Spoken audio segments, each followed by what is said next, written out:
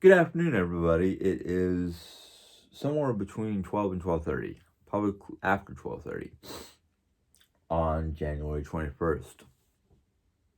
A good day to be an American. But before I get into, well, I'm not even going to get into it. I don't want to get into the politics. I'm just happy things are the way they are now, and it looks like President Biden is already dropping a hammer and basically getting his hands dirty, getting things straightened out. Last news report from two or three different news companies. One of them happens to be BBC. Has stated that Biden. I almost said Trump. Don't make that mistake, Jim. Joe Biden has already had 10. I don't even know what to call them. 10 rules or regulations. 10 documents. Let's just put it as 10. Put it away. 10 documents to be signed, dealing 10 alone just to deal with COVID. And I'm like, wow, Mr. President, you've only been in office for a day and you've already got 10 declarations or documents to deal and handle our COVID situation. Good for you. Bravo. I'd like to know what else you've already done in the 24 hours. But I did not get onto this video to do anything about politics because I'm done. I'm happy that we have President Joe Biden in office and he's already at work trying to deal with the situations he was left with that were basically dropped in his lap. Everything from COVID to just getting things straightened out in America and getting peaceful resolutions with all the different situations going on, as well as any foreign, let alone domestic issues that he may have to repair, mend, fix, deal with, whatever. I'm just happy we have somebody who's going to basically be in the Oval Office doing the job of the president instead of on a golf course someplace, leaving it up to Congress. In fact, if anybody really wants to know what happened with the inauguration and whatnot, go watch the BBC broadcast about it. Go watch CNN. The only broadcast channel I do not watch anymore because I'm the only thing I agreed with Trump was Fox News does not cover all the news. They cover what they want to cover. But watch whatever you want to watch. I'm not telling you not to watch Fox News. I'm just saying watch whatever you want. All the different videos that I watched on the inauguration and Joe's speeches and his speech to the people in the Oval Office and the White House and whatnot, was like to me it was amazing because it's like, oh, not only is he dropping the hammer down, but he's basically being no holds barred. One of his speeches, I didn't want to get into this, but I'm going to. One of his speeches that shocked and surprised me and made me go, yay, Mr. President. He basically gave a speech, and I'm assuming this speech was to Congress and the Oval Office and everybody who's basically under him. Basically what he said was he's not going to tolerate any racial anything against race, creed, culture, or religion. He's not going to tolerate that. He said if he finds out about it, that individual person is basically fired. And I just kind of went, he's going to straighten out the whole shebang. He's not holding anything back. And I'm like, wow. He's not going to tolerate jack squat. I literally, back of my brain was going, we've got Ronald Reagan 2.0. He's not going to tolerate anything from anybody. And I was just like, oh, he's cleaning house right there and then. But anyhow, I digress. I want to clear up one thing. Nelly. I read Nelly's last comment on my last video, and I was not 100% correct because I did not 100% understand what she was saying, but she politely corrected me in a comment on yesterday's video, and I am going to address that because of the fact that I misspoke on YouTube on my blog. Nelly basically told me, and I'm gonna shortcut it, but I'm gonna try to clear it up. Basically, what Nelly told me there was 400. I think that number. No, not 400. I'm sorry, Nelly. 100. I think you said 100 restaurants that got together to put a lawsuit together to demand or get the governor of New York to allow the restaurants or these different businesses to reopen as long as they followed the CDC guidelines of sanitation, social distancing, and masks. And they won the lawsuit, and they got to reopen. I'm happy they won their case. I'm happy they got to reopen because it's a sad thing for, like, she lives in upstate New York, a little town called Lancaster. I've been through Lancaster. It's a nice, quaint town. It's not like a big city or anything like that. It's more like Rolla compared to St. Louis, compared to Lancaster, compared to, like, let's just say Manhattan. Manhattan is like the biggest, most populated area, and Lancaster is like Rolla. We've got 25 to 30,000 residents in Rolla. I don't know exact numbers for Lancaster because I don't pass that sign on a regular basis. But every small town like Lancaster and like here in Rolla rely on various businesses for various reasons. The more businesses that you have closed, the less income, the harder it is on economics for the town. So the fact that they got to reopen as long as they kept on the CDC guidelines for restaurants and various public facilities. So yeah, I'm sorry that I didn't quite understand your comment, and hopefully I'm telling the story right and getting the right information out there. But yeah, it's great that they got to reopen because I see some of the small towns that are around my area. One of them is a small town. It's a very small town. The title of the town is called Newburgh, and Newburgh is, as I put it, a one-horse town. Problem with Newburgh is because a lot of the businesses a lot of mom and pop businesses had to close in Newburgh. Newburgh is hurting, and a lot of their buildings are empty. A lot of the buildings are old and collapsing because nobody's been there to maintain them in the year that we've been dealing with COVID situation. So I understand that if small businesses, whether they're mom and pop businesses or restaurants in one form or another, and I'm guessing because Nelly didn't tell me what kind of restaurants they were, she just said restaurants. I'm assuming a lot of those restaurants were either mom and pop restaurants or whatnot because, now correct me if I'm wrong, Nelly, Lancaster, New York is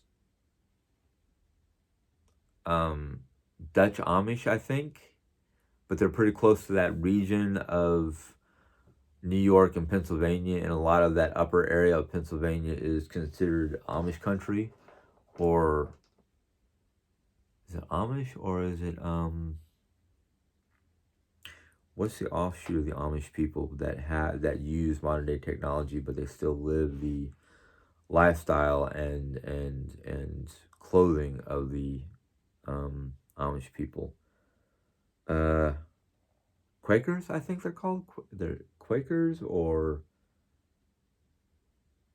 I can't remember the name. There's three different groups that are there's two different groups that are offshoots of the Amish people. One of them is Quaker, and only the Amish people stick to the old ways where they don't have phones or modern day technology. A lot of them don't even have electricity going to their homes, And in the Amish country of Ohio, when we go to visit my aunt and uncle that live up there, most of the Amish people, they don't have, most of them do not have cell phones. Most of them do not have any day. Their homes, their houses themselves, has no modern day conveniences, no electricity, no cell phones, no television. They might have like sewer or um, um, septic systems. And the only thing that has like modern day conveniences of electronics, telephone, and electricity is their businesses that they operate with people like tourists and whatnot, non-Amish people coming to buy their products or go to their restaurants. In fact, there's a restaurant in Amish country.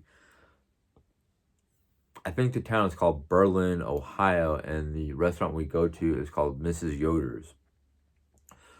Home cooked, delicious food that that's where I discovered my liking or my I do enjoy getting when I go up there getting a jar of mustard pickled eggs. They're basically pickled eggs with mustard flavoring.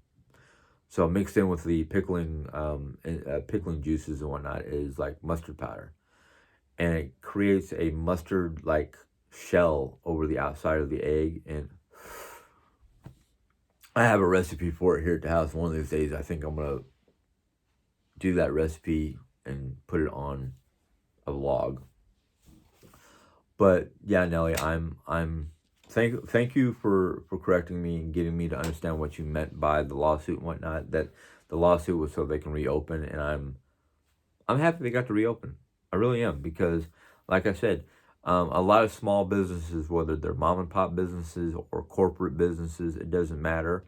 Um, it is harder on the economics of that community if those businesses are not open or had to close. And thankfully, hopefully you didn't have any permanent closures, like mom and pop restaurants that couldn't afford to pay their fees and whatnot to keep their business open. I know New York, like a lot of the major cities like New York, LA, and Chicago were hard hit due to COVID.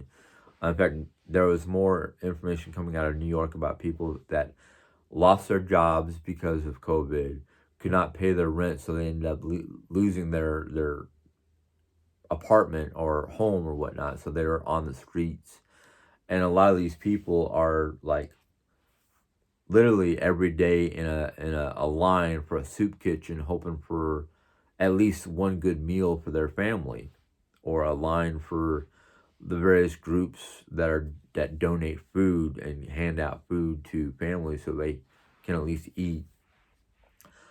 It's it's a sad thing when a nation starts to literally have to have this happen. I know from stories I heard in Chicago and LA that a lot of the um, parks and whatnot, or open areas that they can get their hands on, have been opening like tent cities, so people have a place to come and sleep the night and get a meal, because a lot of different establishments that rely solely on donations and whatnot are full. Uh, so it's kind of like, it's one of these things where it's like, I'm hoping that President Biden, one of the 10 different things he's going to be signing for COVID is to help these people get back into their homes. Because my thing is, and I think I've said this once before, if I was to be, like, let's say a landlord for an apartment complex in one of the major cities that was hit by COVID, my thing is, I would not kick people out of their homes. That's a sad thing. Your building is full of families, and if you kick them out of your home, this is what's going to happen. One, you just made a large group of families homeless. That's one. That's inhuman. That's indecent in my mind when it comes to dealing with humans. Two, Would you rather have people living in the building and hopefully helping you keep the building up and running just by look? I know your job. You were a steam fitter, and you're currently unemployed, or you're a handyman of one form or another, and you're currently unemployed because of your job. I'm gonna let you stay. Not only am I gonna let you stay for free because the fact that you can't, you can't really, you can't really pay much. What I'm gonna do is I'm gonna ask you to basically, it's a barter system. I'm gonna ask you to help maintain the apartment complex and take whatever money you're getting from the government, feed your family, pay your bills, and if you have a little bit of money, maybe we can work out something where you give me a little bit of your money after you've done all the important stuff that you need to do to take care of your family. You help me maintain the building, and I'll just take a little bit of your money. I'm not going to take all your money. I'm not going to take all your reserve money. I'm just going to take just a little bit, just to say, hey, he is paying. A lot of landlords in New York, unfortunately, are not that gracious, but there's always ways to find a system to work out. Now, okay, unfortunately, it's going to cost me money just to keep the building running, so I have to find ways to earn the money, whether I'm getting money from the government or whatnot. But hey, I'm sorry. I'm running low on money. Unfortunately, we're going to lose your your internet services. If I'm providing you internet services, we're going to have to cut that out. Or is it possible? Can you guys do me a favor and try to don't run any electricity except for maybe at nighttime for lighting? Basically, I'm going to ask you guys, try not to use your TVs, try not to run your heaters really high or things like that, because if I don't ask you to cut things down or shut things off, I'm going to lose my shirt, which means I'm going to lose the building, and which means we're all going to be out. I'm hoping President Biden signs some sort of bill enforcing some sort of regulation or ruling to get people back into their homes and have the government somehow help the landlord or whatnot, or the tenants of the apartment with their rent, with money for their rent and whatnot. And I know that's what the stimulus money that he's trying to get into our pockets is supposed to do. But for people like me who have a job, is working, yes, the stimulus money will help me pay some of my bills because I'm not making a lot of money. I'm just barely making enough money to scrape by, but I've still got overhead. Now, once my overhead is paid for, I'm more than willing to take whatever money is left over and either A, put it in a nest egg for the future, for the retirement, or B, my wife and I did do some donations to local charities for various groups that there's see if I can remember all the three groups that we tried to give money to. One is Planned Parenting. I know that's very hard on a lot of people. A lot of parents who are mothers who got a lot of women who got pregnant at a young age and don't have, either got kicked out of their home by their parents or their boyfriend, whomever, skipped town. There's the food bank. We have a local food bank, and it's not just local here in Raleigh, it's local as in our state. And during holidays, we gave to a group called Show Me. Show Me is a state-ran foundation that deals with kids who are in the system. And they're group homes. Basically, our church has a group home that is through the Show Me system. And one of our families, basically family 3, mom, dad, and a daughter, got permission to run our house, our show me house. So we send them donations and we send them cookies and presents during the Christmas holiday. Our church does, or mom's church does. So we've done good things with the money that we've gotten after paying a good chunk of bills. I would love to see the government basically put more of the stimulus money into the hands of those who are basically got kicked out of their apartments, kicked out of their homes because the landlords just, oh, you can't pay me, you're out. Instead of going, oh yeah, COVID, we'll work it out type thing. No, I'm not running for president. No, I'm not running to run my own apartment complex, even though I did think about it once. I just have a lot of ideas that I think are good that could be used for the betterment of not only our country, but hopefully have a global impact. I mean, America is one of the largest nations. I think we are within the top 5 largest nations on the planet, yet we have a larger, how do I put it? Well, I'll put it in terms that I can put it in. We have a larger negative footprint on our planet because of our waste level is higher than most other countries. Our pollution level is higher than most countries. Our recycling is lower than most countries. Our crime rate is higher than most countries. Oh, we have 5 things that make us the worst nation when it comes to global footprint than any other nation. Yes, there's a lot of nations out there like China and some third world countries in South America and Africa that do a lot of polluting and a lot of harmful emissions and whatnot, greenhouse gases and such. But America is actually worse than they are. Not only because of our population size, but our lack of putting our best foot forward. What I mean by that is we're behind on let's see here. I'm trying to think of some of the smaller countries that are ahead of us on certain things.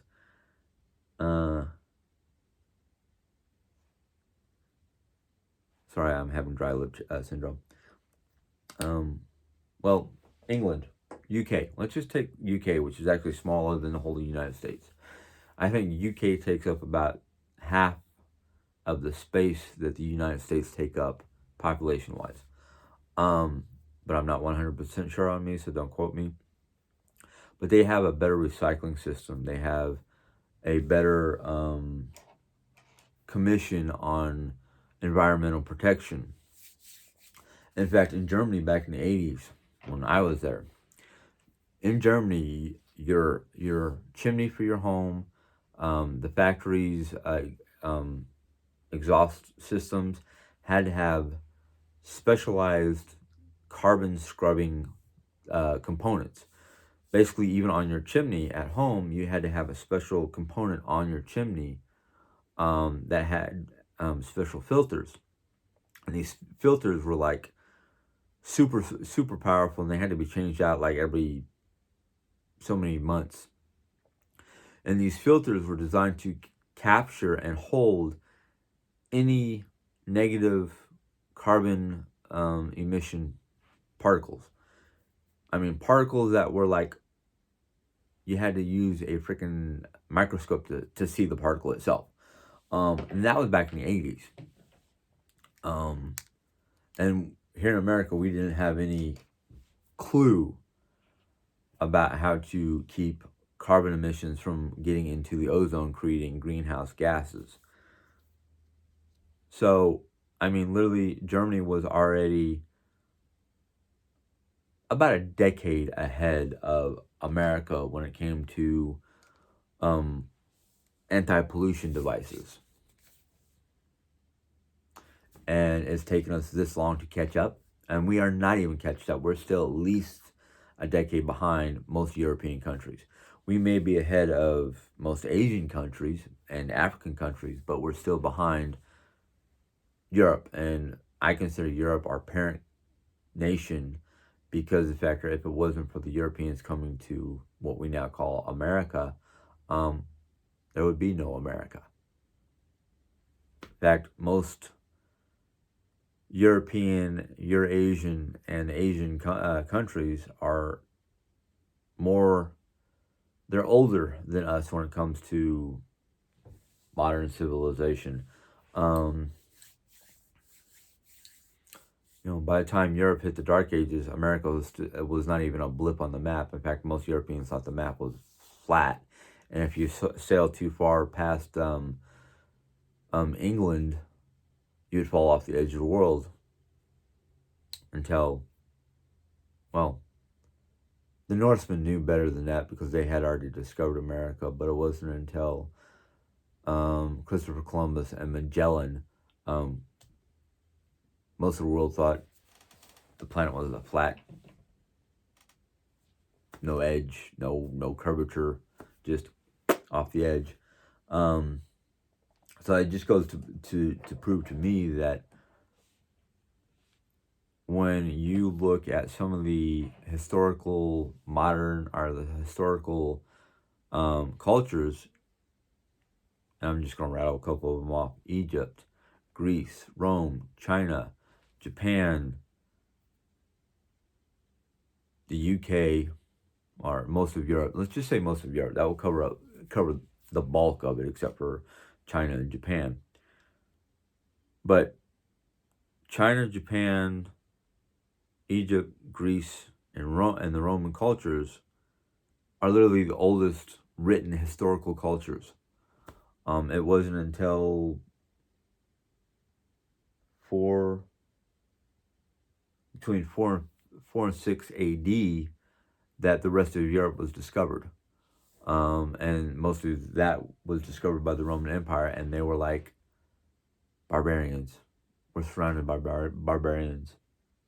Not realizing how cultured the Norse people were, or the Goth and Mythogoth, which were ancient Germans.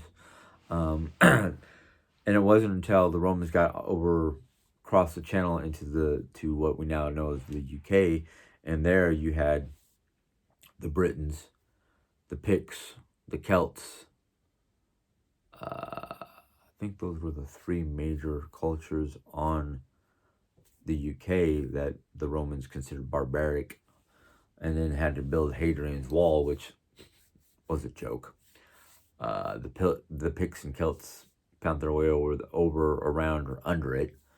That, in fact, anytime the Roman legions would go past Hadrian's Wall into the Pict-Celt territory, 9 times out of 10, nobody came back because they were just obliterated. But anyhow, I'm going to go ahead and end this because I don't know what time it is. I have to see if the wife is awake. I have to worry about getting food into my system and going back to work at 3 o'clock. Be at work by 3 o'clock. Oh, yes, work. Last night, it was pretty dead. We did get some business. I'm not saying it was so dead that somebody had to go home early. But we spent most of the day, well, the morning crew spent most of the morning, and I spent some of the time in the evening time with my night crew, deep cleaning our warmers and things of that nature. And I found out that our morning person, this morning's opener, was not going to be in when she's supposed to be because she had court issues, family court, basically. I don't get into people's drama or whatnot. I just know it was family court. So the guy Randy, who's the acting, well, he's being trained to be a GM, or the GM. He had to come in early. He's going to have to literally work a double. He's going to have to work from like 8 a.m. to 8 p.m. He's working a 12-hour day. I'm going to feel sorry for him. I hope it's super quiet today. I went in at 10:30 to basically, I was like, okay, I'm going to be ready to be at work the whole day, 9-10 hours. No big deal. I've done 9-10 hours. When I first started working at Casey's way back when, I was working 12-hour shifts for 2 weeks straight because they were so short staffed it wasn't funny. In fact, my first 2 weeks I worked, let's see, I think the first week I worked almost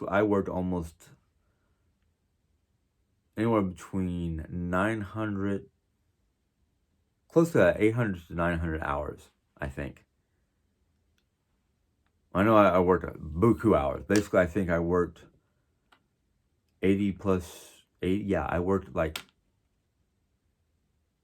6 to 7 days straight for 2 weeks. That was almost 80 hours a week. So I worked, yeah, nonstop practically. And everybody was like, wow, you're not quitting? You're not getting burnt out? I'm like, nope, it's my job. Got to do it. That was my attitude. That still is my attitude. So a lot of people were like, are you trying to quickly work your way up to management? I'm like, well, that's what I was originally hired to be, as the second manager, as the GM, the first assistant manager, second assistant manager. I got hired to be the second assistant manager. And before all that paperwork was finalized, the manager who hired me quit because her family was more important. She was given the option to one day to stay and do her paperwork or quit. And she said, see ya, family's more important. Good for her. And then the new manager that came on that irritated the crud out of me didn't finalize it. In fact, the first assistant manager got so fed up that she transferred to the other store.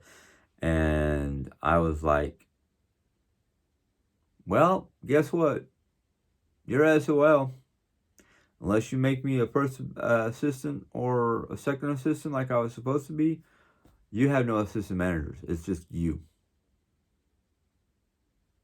Yeah, well, that's history. But anyhow, I went in thinking I was going to be there for the whole day. And granted, the person who was supposed to be there said she'd be there by 11. She was. She got there at 11. So by the time she got there, I was there half an hour, had gotten the meats prepped up for our smoker. So she didn't have to really do anything but come in and work. Excuse me. No big deal. So I was like, all right, since you're here, I'm going to go ahead and go home because I don't want to run up the labor clock and make our labor extremely high. And I'll be back at 3.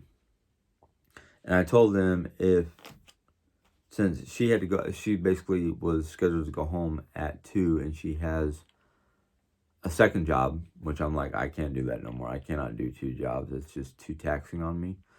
I was like, all right, well, if you guys think that Randy's going to need need me to come in earlier, give me a buzz, and I'll be there by 2. I haven't heard word yet, and I'm hoping I don't hear word because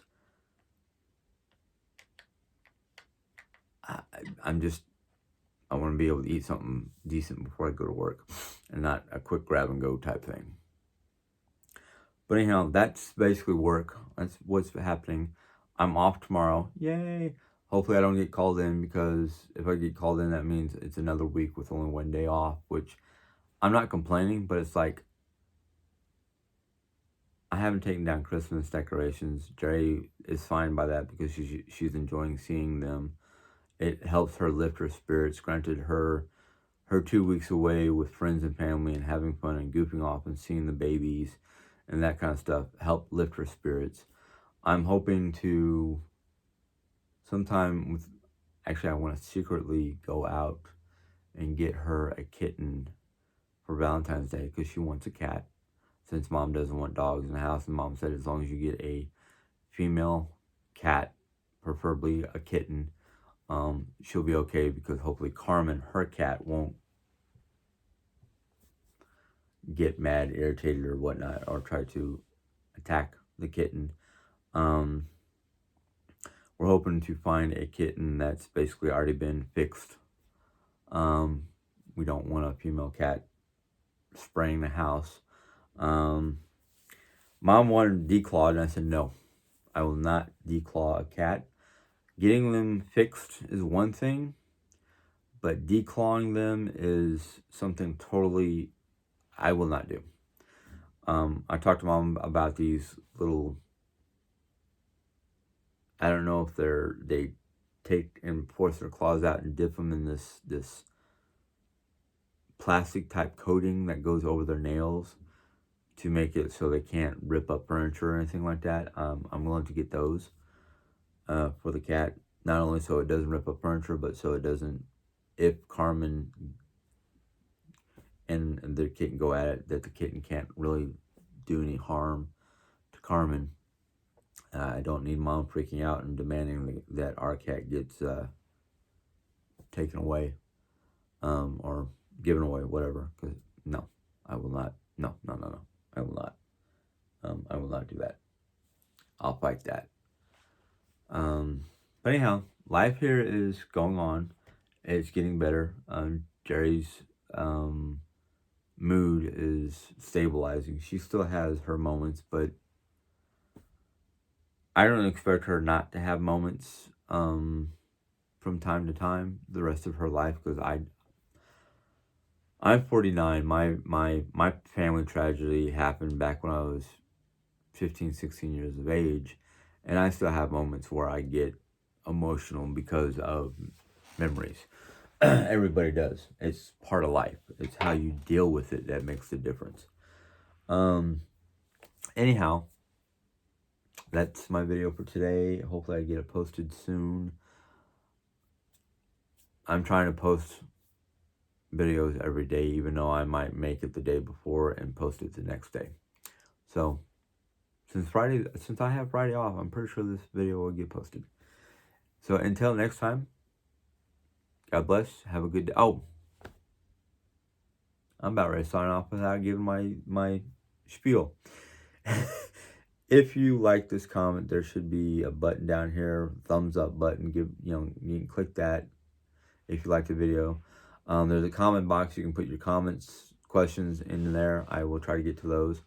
If I don't address them here live, I will at least address them in the comment box.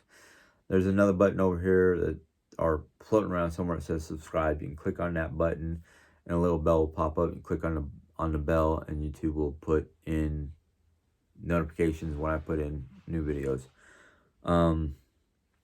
Hope you enjoy it. I really do. So until next time, God bless. Have a good day. Enjoy. Bye.